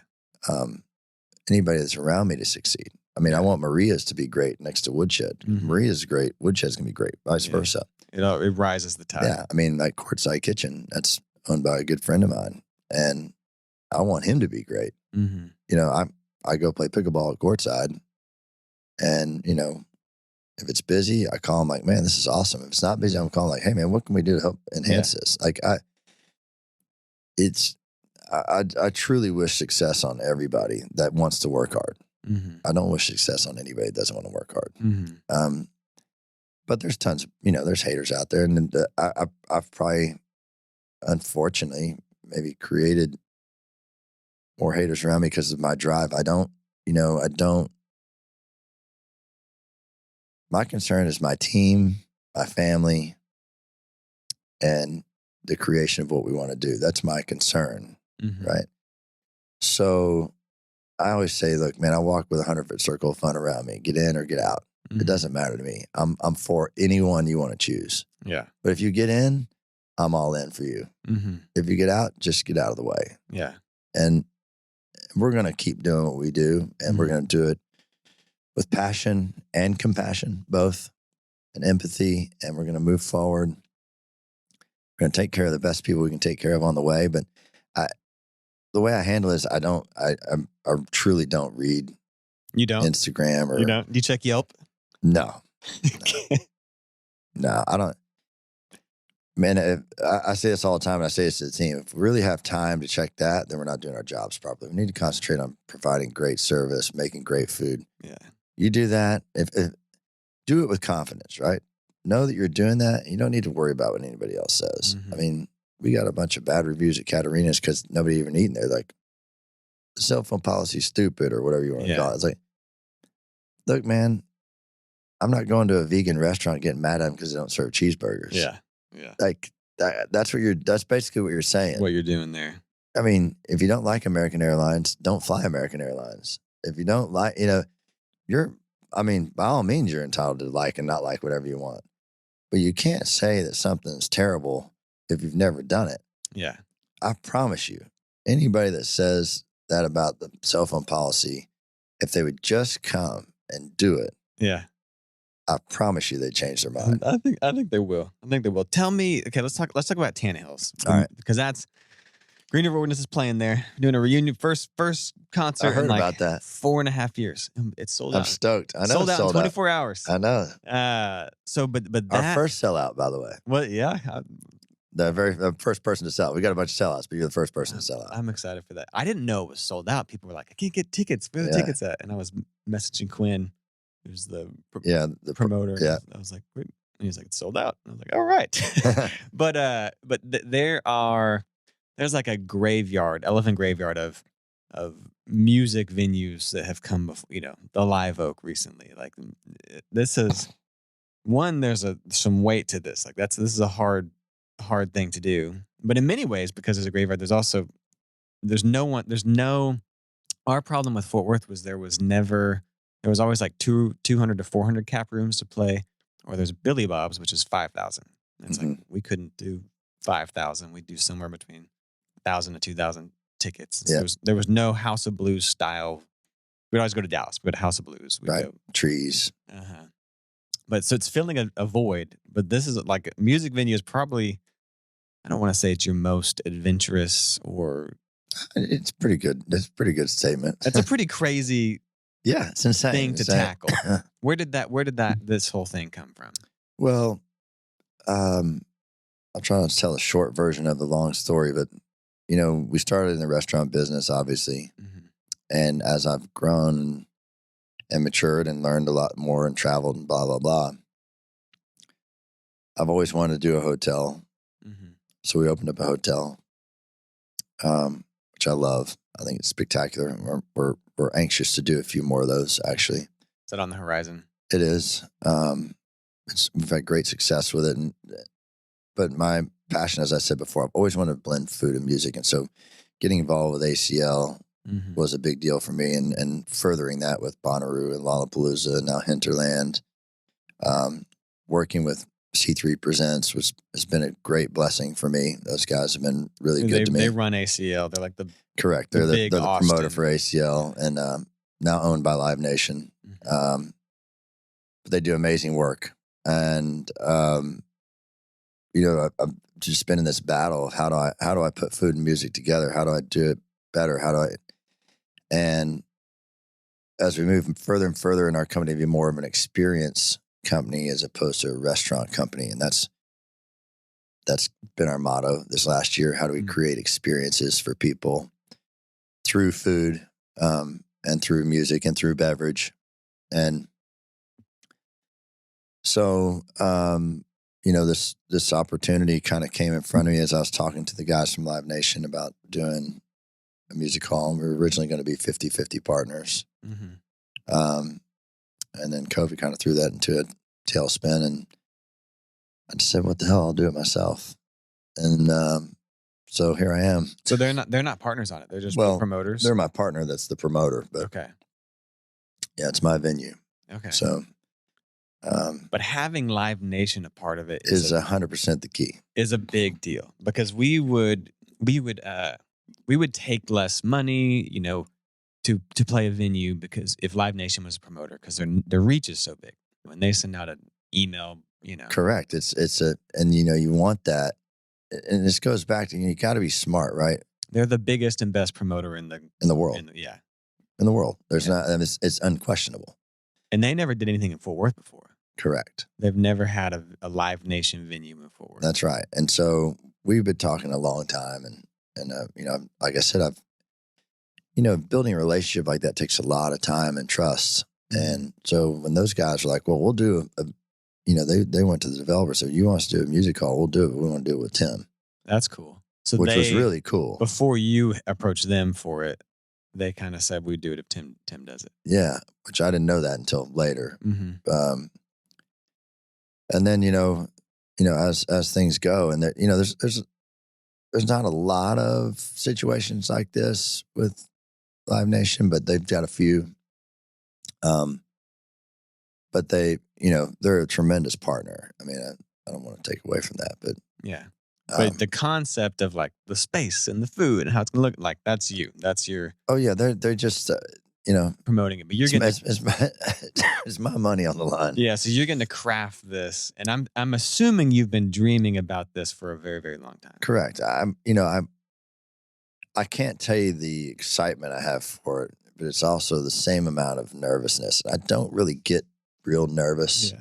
But this is as uncharted. Correct. Uncharted waters a little bit. And I'm a lot of people again are depending on me. Like we've got all these shows booked, but our approach is way different, I think, than what most venues do. And this is where I hope I can bring some change to what it is.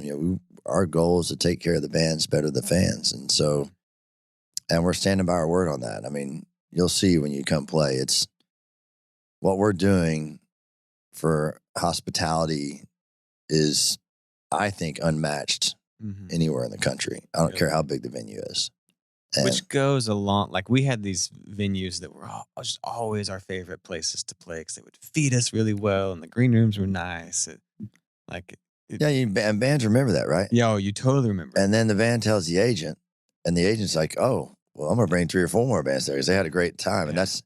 And it's like we always want to play at the 930 Club in DC. Yeah, because they got the cupcakes. Yeah, dude.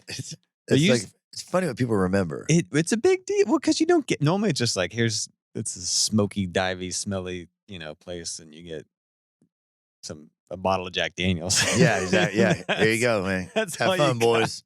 Yeah, some PBRs or something. Yeah. There's actually there was a venue in Knoxville for years called the Square Room. I know the Square Room. And we would get to eat. Square Room's right off Market Square in the back. Yeah. Yeah, it's a great spot. But they would feed us so well, and they actually let us stay there. They had bunk beds and stuff. Yeah. But just we always wanted to play the Square Room because they would take care of us. And so, and all that to say, you dig it. It's a big deal. Yeah, and so this is what, and Tannehill's named after my son, Tannehill. And so we're building this amazing tavern next to it, It's really, if you take House of Blues and you regurgitated it of the times and make it Texas-y. Yeah, make it Texas-y slightly. It'd be kind of like this, right? It'd be that kind of, we've got a cool private club. Our green room is unmatched. 2 dressing rooms, a green room. We've got full laundry service, showers. That's cool. I mean, for a 1,000-cap room. Yeah, that's a lot. It's a lot. And it's taking up square footage that you could have otherwise used to take and, we've got, we fully outfit every band that comes in. I know they asked me for our sizes. Yeah. Yeah. And for you guys, some of the bands were doing I hired this artist out of LA that's doing some really custom cool shit. Oh, really? That's cool. I mean, we're so detail oriented around the act and the people that work for the act. We're taking care of all them too. And it's pretty special what we're doing. Plus you can have dinner from one of the 6 restaurants I have around there. Wow. Along with the crew. Mm-hmm. And I just think we're going to present something that is going to move quickly through the industry. Wow. You're going to level up the industry. Yeah. And I've been doing hospitality for bands forever, right? So I know the tough parts. I know the good parts. I know the parts that people enjoy and parts people don't like. And, you know, there've been years where I've like, we should do this. And like, it's not in the budget. And I get all that. But that's not how we're going to run this place. We're not running it on the budget. We're running it on what I think is great. And we're just going to do it. And, you know, if it costs too much money, then we'll figure out a way to make it up somewhere else. But you're going to know when you're coming to Tanny Hills and you're watching the van, they're going to come out happy. And that's how people play a good show, right? Yeah. I mean, the reality of it is, if you're in the venue and you're having a great time getting taken care of, you're going to go out there and kill it. Yeah. Yeah. Go out there and give them hell, and that's what we want. Yeah. That's exciting, man. I'm super excited to see it. I'll be more excited here in about 4 or 5 days. Yeah. You're in construction mode right now. You're acting as a contractor in addition to all of it. I'm gonna change the subject a little bit. If you could go back and just give yourself advice when you were younger, what would it be? How young? I don't know. When you were opening Lonesome Dove. Opening Lonesome Dove. Okay.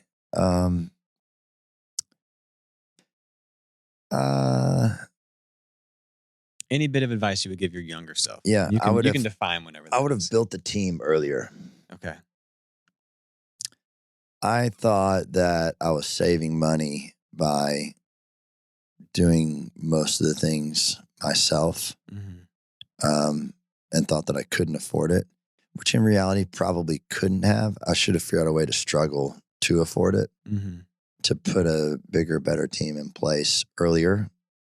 I think I would have been more successful in some of the things that I failed on. I struggle, you know, when you're somebody like me who doesn't have a money pool to grab from. Yeah. It makes it difficult to grow, really difficult. And so it took a long time for me to save enough money to go do what I wanted to do. Yeah. So if I would have put a better team in place earlier on, I should say, then we probably could have gone out and A, sought out the money, B, maybe sold half the company to make it grow a little faster. But I don't know if really growing faster was really my goal anyway. So my goal has always been to create cool shit. It doesn't sound like it's about growing. It's about you want to create meaningful spaces. Yeah, I mean, like we've got we're launching a clothing line we have a retail shop in front of Tan Hills. We're launching a clothing line. Wait, what? Yeah. So that comes out October 1st also. So wait, what's a clothing line? Yeah. I like clothes a lot, although you wouldn't think it because I wear jeans and t-shirts, but that's what we're selling. Jeans and t-shirts. Is it women's? Men's. We have women's. Not just a boutique, your own clothes. Yeah. What's it called? Love Goods and Chattels. Okay. I did not know that. Yeah. That's hilarious. So we got and are you designing clothes? Yeah. In all your spare time? Yeah. At 2 a.m? Yeah. No, it's a small line, but it's we have jeans, t-shirts, which I mean seems simple, but I mean a good t-shirt, has a lot of value to me. Yeah, jean jackets, suede jackets. Man, that's exciting. Some vests. We got girls, jean shorts, jeans, denim tops, these badass silk scarves, and then Japanese cotton bandanas for men. And this is opening right around the same time. Yeah, same time. Oh man, that's cool. That's super exciting. Cool. And then, you had this like leather suede shirt jacket thing one time that I remember seeing on a magazine at Central Market, and I was like, "Oh yeah, that's a Ralph Lauren piece. There's Double RL. It's a badass piece." Oh, I took pictures of it, and I've never seen anybody else have it, but I bought that. And I would look for that like on eBay for forever. It's super cool. I got that in East Hampton at the Double RL store there. Really? There was only one of them. It happened to be my size. And I've looked for it again, like in a different, like the next year's version, and I've never seen it again. Yeah.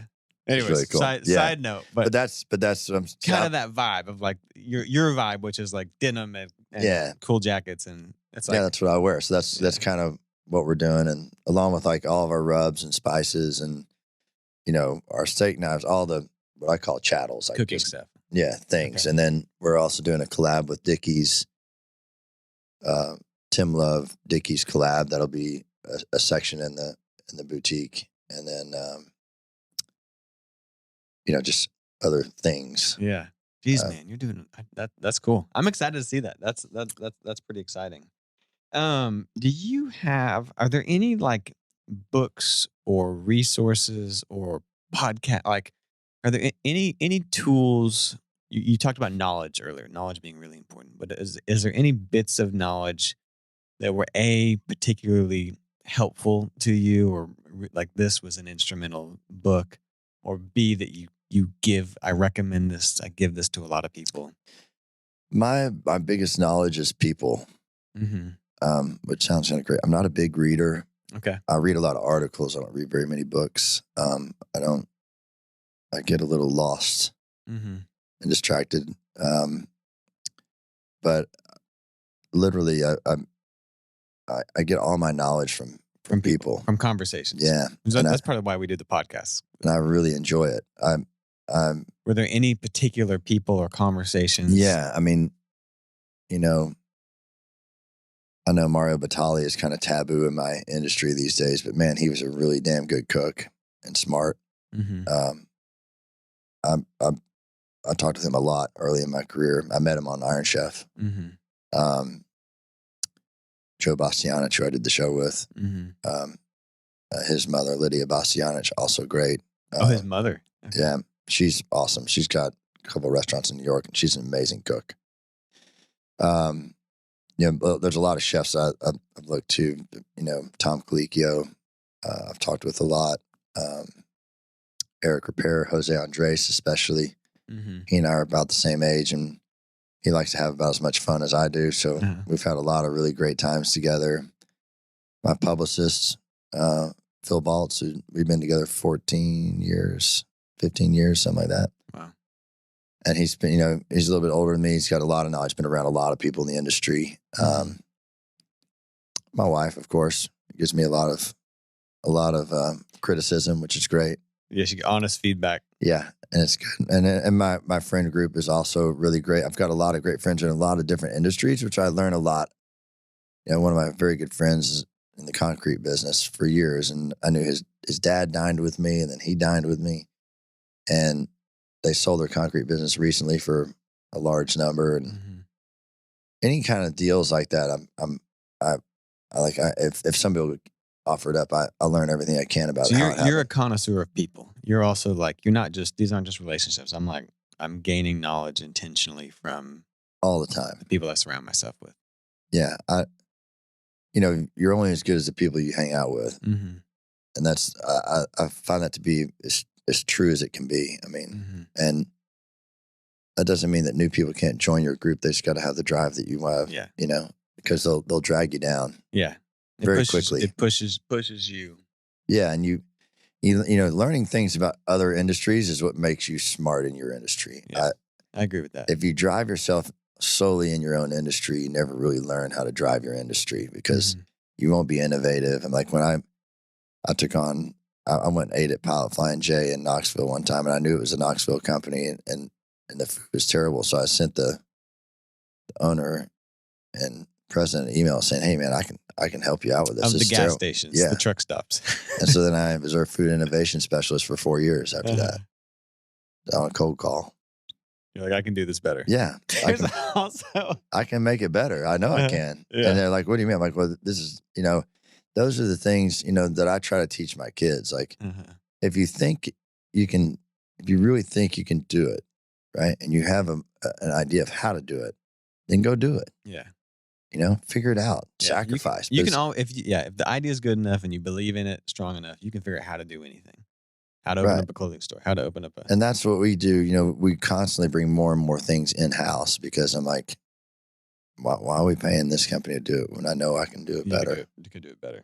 Yeah. We just got to figure out a team to do it, right? We got to build the team. You got to build the team to do it. Yeah. It's not, I hate to say it's not but I get the idea. And then, like I said, ideas are worthless without the team to do it. Yeah, and you probably see, here's the way, I see the end of it, right? The vision of what it could be. And that's the devil also sometimes, to be honest with you. I can relate to that. And it drives my wife crazy, but she's, she's really kind of come around after, 24 embraced years. it. She's like, there's no need in fighting anymore. If he says he's going to do it, he's clearly going to go do it. So, and I put myself in a corner purposely. That's where I do my best. Yeah, you thrive. Yeah. You thrive in like it's the midnight hour. It's time to. Yeah, it's go time, and I feel like I freak out if I don't have a thing I'm starting or working on. Like, yeah, everybody always asks me, like, are you ever going to sell the company? And the only way I would ever sell my company, which I'm not saying I wouldn't, because at some point I'd love to, we've got a lot of value, but really what I want to do is sell half the company and still run it, but get a payout influx, get some security, and then take some money and have it there to grow the company without so much stress. Yeah. So right now, I mean, as much as we got going on, I really don't have any money. Like yeah, because you've reinvested every bit of it into all these new things. Yeah, man, and I've got more debt than I've ever had. So if you're listening to this and want to buy half of Tim's company, send him a message for a large fee. Feel free to reach out. Yeah. Okay, I'm gonna hit you with a couple of just quick questions. Your favorite meal at any of your restaurants? If you like have one go-to. I know it's like depends on the day and the mood, but you have like, man, this is my go-to. Like the kids are here, they're in town. We're gonna go eat well, we'd probably go to Lonesome Dove. And what's your go-to meal there? Well, we get a ton of the first course. My kids love all of them, and so machi tostadas, elk and foie gras sliders. My son always gets 12 lobster hush puppies on his own. And then I'd have the butter lettuce salad, garlic stuffed tenderloin. I mean, it's the classic. Yeah. And some fried spinach, truffle mac. There you go. And then an ancho chili chocolate cake. Oh, man, that sounds like a night. What's your go-to drink? Tequila. Tequila? Any version. Just on the rocks, neat? Yeah, margarita. A lot. I do a lot on the rocks. I do, What's your go-to tequila? Well, again, there's a lot of, as far as like a really nice tequila on the rocks, Avion 44. Mm-hmm. As far as, just if I'm going to make a ranch water or a margarita, I like El Jimador. Mm-hmm. I mean, I think it's the best bang for the buck by far. Okay. And then when you have, like, do you have a favorite, if it's at Lonesome Dove, like, you got friends coming in, a favorite spot, like a spot you like to sit at and take? Oh, well, like a lunch, like a long lunch, I like to go to Jamele. Okay. For sure. There's nothing better than a 3-hour lunch at Jamele. Mm-hmm. And you say outside or inside? Outside. Yeah. And play a little bocce, drink a lot of wine, shoot the shit for a long time. It's fun. What I love about Jamele and Woodshed is I can take my kids and they can make noise and they can run around. And yeah, that's right. Woodshed is like, Woodshed's where we ride our bikes to. And we and I hop on our bikes, and it's about a 7-mile ride from our house. Yeah. That's a fun fact. I can get to any of my restaurants without getting on a road. Oh, that's cool. On the bikes. Mm-hmm. One of my favorite meals in Fort Worth is the beef shin. At Woodshed. Nice. Because there's something like it's messy primal and big and primal, and you eat it with friends, like you can't eat it. I created that cup, by the way. Oh, you did? Well, I mean, obviously it existed, but I'm saying as far as and it's like a so service tender. Cut, that and the tomahawk chop. I actually created the tomahawk chop. Really? Yeah. I love a good tomahawk. But that's one of my favorite meals with friends. Well, it's very similar to Italian dining in the shin, meaning like it's just this thing where you just kind of keep eating and everybody's talking. You have a few drinks, and then you make another. Then you eat a little bit more. Like I love eating like that. To your point, like you get I always say that everything happens around the dinner table. Mm-hmm. Good things, bad things, crying things, laughing things. It's all. I've talked to the governor about forming a food policy group, a governor's food policy group, or there's some sort of fancy name for it, I'm sure. But where I get a bunch of chefs and restaurateurs and food people from the state of Texas, and we advocate having dinner, you know, and making sure everybody has dinner, and meaning sitting around, like really doing dinner, not having. That's right. Dinner. And man, I truly believe this in my heart of hearts. I mean, if you can get families to sit around the dinner table, a lot of good comes out of that. Yeah. I mean, kids who are struggling eventually tell you that at the dinner table. Kids who are happy tell you that at the dinner table. Kids that get a good grade tell you that at dinner. Kids have a bad grade. And it becomes this opportunity where people can be honest, you know, and because as a kid, you're scared to tell your parents when you mess up. Yeah. I mean, you don't want to disappoint your parents or your parent or your older brother or whatever it is.